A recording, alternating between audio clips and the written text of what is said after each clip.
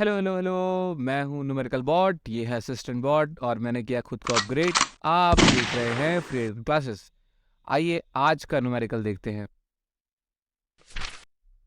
तो क्या गिवन है न्यूमेरिकल में? Vapour pressure of pure water at 298 kelvin is 23.8 mm mercury. 50 gram of urea is dissolve in 850 gram of water. Calculate the vapour pressure of water for this solution and it's relative lowering आपको निकालनी है। Okay, इसको समझने के लिए मैंने एक बेहतर डायग्राम बना लिया। आओ वो देखते हैं जल्दी से। यहाँ पे मैंने क्या करा, वाटर लिया, उसको हीट करना शुरू करा और ये प्योर वाटर है। तो प्योर वाटर है, इसका वेट भी दे रखा है क्वेश्चन में खुद ही, कितना 850 ग्राम दे रखा है। और कहा गया जब इसे हीट करते हैं तो वेपर प्रेशर बनता है, और वो कितना बनता है? वो बनता है क्या? 23.8 mm मर्करी। ओके, ये इसका वेपर प्रेशर है, किसका? प्योर वाटर का दे रखा है। अब क्या कहा गया है, इस प्योर वाटर को लो और इसमें क्या डाल दो? यूरिया डाल दो। तो मैंने यहाँ पे क्या लिया, प्योर वाटर लिया, इसमें यूरिया डाल दी। यूरिया एज अ सल्यूट डाला जा रहा है क्योंकि कम अमाउंट में है, 50 ग्राम। तो यूरिया को मैंने स्मॉल WU लिख दिया और 50 ग्राम लिख दिया। अब क्या कहूँगा मैं, इसमें वेपर प्रेशर बनेगा और वेपर प्रेशर बनने के साथ इसको क्या बोलूँगा, पूरे सिस्टम को सोल्यूशन। और सोल्यूशन में क्या पड़ा हुआ है? सोल्यूशन में नॉन वॉलेटाइल सल्यूट है और वॉलेटाइल सॉल्वेंट है। ओके, अब इसका क्या है, इसके टोटल प्रेशर को क्या बोलूँगा मैं? पार्शियल प्रेशर ऑफ वाटर बोलूँगा, ठीक है ना। अब कहाँ गया यूरिया का प्रेशर? क्योंकि यूरिया नॉन वॉलेटाइल है तो that means urea will not cause any pressure, ठीक है ना। तो इसका मतलब क्या हो जाएगा, यहाँ पर आपको यूरिया की तरफ से कोई प्रेशर जनरेट होता नहीं मिलेगा। अब यहाँ एक बात ध्यान से समझना, क्योंकि सरफेस एरिया में यूरिया प्रेजेंट है वाटर के साथ, यहाँ पर वाटर अकेला प्रेजेंट था। पहले वाले डायग्राम में वाटर अकेला पूरे सरफेस प्रेजेंट था, लेकिन यहाँ पर वाटर के संग यूरिया भी प्रेजेंट है। और यूरिया कोई भी क्या नहीं करेगा, प्रेशर नहीं बनाएगा, वेपर प्रेशर नहीं बनाएगा। तो इसका मतलब जितना वाटर अकेले वेपर प्रेशर बना रहा था, ये रहा, उतना अब वाटर नहीं बना पाएगा, क्योंकि यूरिया ने कुछ ना कुछ सरफेस क्या करा है, अडॉप्ट कर लिया है। इसीलिए वाटर के अपने भी प्रेशर से कम प्रेशर आने वाला है टोटल प्रेशर। क्या बात समझ में आई? कि प्रेशर जितना आना वाटर अकेले कर रहा था, ला रहा था, उतना भी अब नहीं आएगा, उससे कम आएगा। टोटल प्रेशर क्यों कम हो गया? क्योंकि सरफेस एरिया जो वो शेयर्ड हो गया, किसके बीच में? सल्यूट के बीच में और सॉल्वेंट के बीच में। और सल्यूट कोई काम भी नहीं कर रहा है, इसीलिए क्या जाएगा, वेपर प्रेशर डिक्रीज कर जाएगा। ठीक है, बात समझ में आ गई? आई होप क्लियर हो गया। इसीलिए आपसे पूछा गया कितनी कमी होगी, रिलेटिव लोअरिंग कितनी हो जाएगी, पहले से कितनी कमी आ जाएगी, यही क्वेश्चन में पूछा गया। आओ देखो, क्वेश्चन में कहा गया है कि यहाँ पर वेपर प्रेशर ऑफ वाटर निकालना है फॉर दिस सोल्यूशन। पर वेपर प्रेशर वाटर का दे रखा ऊपर लाइन में, वो बेटा प्योर वेपर प्रेशर है। अब सोल्यूशन में यूरिया के आ जाने की वजह से वाटर के वेपर प्रेशर में कुछ कमी आएगी, जिसे हम क्या बोलेंगे, partial vapour pressure of water बोलेंगे। तो वो किसके बराबर होगा? सिस्टम के टोटल प्रेशर के बराबर। तो मैंने यहाँ लिख दिया total vapour pressure. Total vapour pressure is equals to क्या हो जाएगा, PT, that is equals to partial vapour pressure of water हो जाएगा। अब राउट्स ने क्या बोला था? राउट्स ने बोला था कि किसी भी चीज़ का, किसी भी कंपोनेंट का जो होता है क्या, पार्शियल वेपर प्रेशर, वो होता है उसके प्योर वेपर प्रेशर इनटू उसके मोल फ्रैक्शन के बराबर होता है। तो बिल्कुल ठीक है, यहाँ तक तुम समझ गए। लेकिन हमको निकालनी है रिलेटिव लोअरिंग।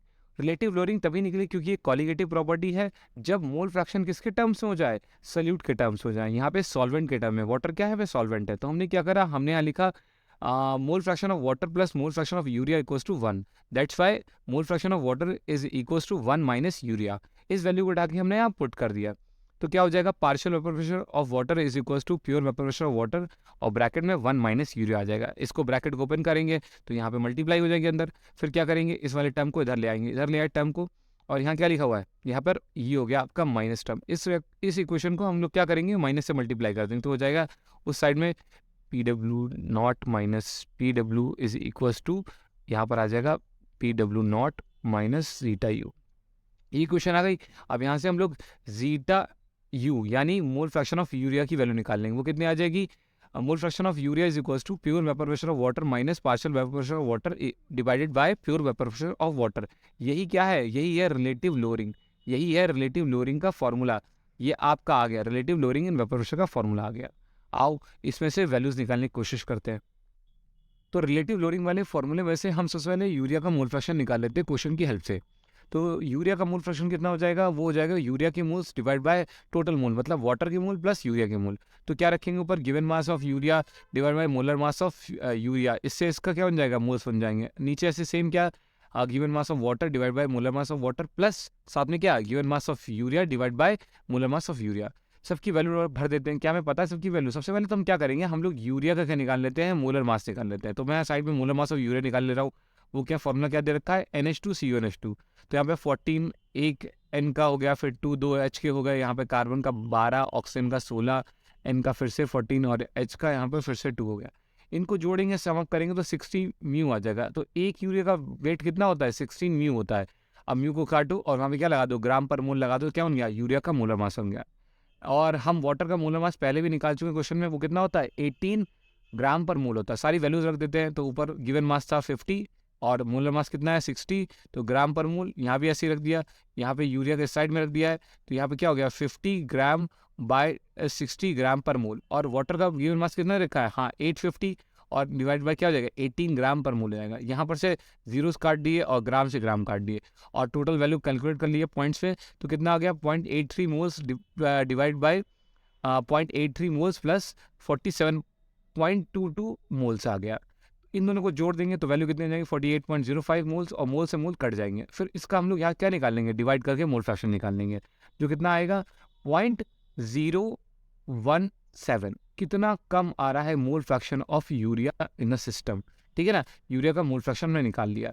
अब यूरिया का मोल फ्रैक्शन निकालने के बाद हम लोग वापस चलेंगे अपने फॉर्मूले से वैल्यू रखने के लिए, ठीक है ना। ओके, तो हमने मोल फ्रैक्शन ऑफ यूरिया निकाल लिए, जो कि किसके बराबर है, हाँ वो बराबर है pure vapour pressure of water minus partial vapour pressure of water divide by pure vapour pressure of water. और यही तो क्या है, यही तो आपका है रिलेटिव लोअरिंग।